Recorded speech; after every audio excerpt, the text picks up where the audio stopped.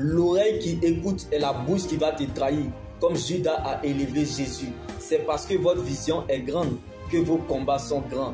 La grandeur ne surprend pas les grands. Alors ne pleurez pas le jour que vous apprendrez ces complots contre vous. Il y a des gens qui ont des informations sur votre vie plus que vous-même. Donc votre retard n'est pas un retard, mais un rendez-vous divin.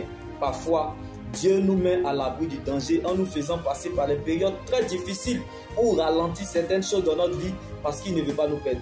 Il veut nous protéger, cacher, préparer et programmer divinement afin d'expérimenter et d'accomplir quelque chose de spectaculaire.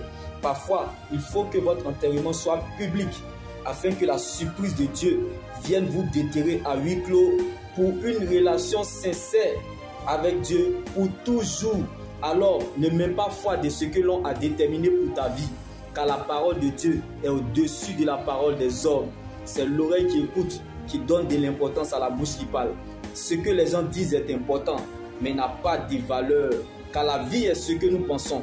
Donc le diable cherchera toujours à te montrer ce que tu penses. Mais l'éternité est ce que Dieu pense de nous. Donc Dieu te fera toujours apprécier ce que tu es, dépend de ce que le ciel a décidé. Donc ce n'est pas la joie du moment qui compte pour Dieu, mais plutôt la finalité de son plan qu'il a déjà établi pour notre vie. Donc la fête changera de camp. Les gens peuvent parler, mais il y a une seule parole, dont la parole est éternelle, qui accomplit tout ce qu'elle dit, qui est la parole de Dieu. Laisse-toi faire, elle te mettra à l'aise et te fera du bien. Il faut souvent, parfois, garder raison.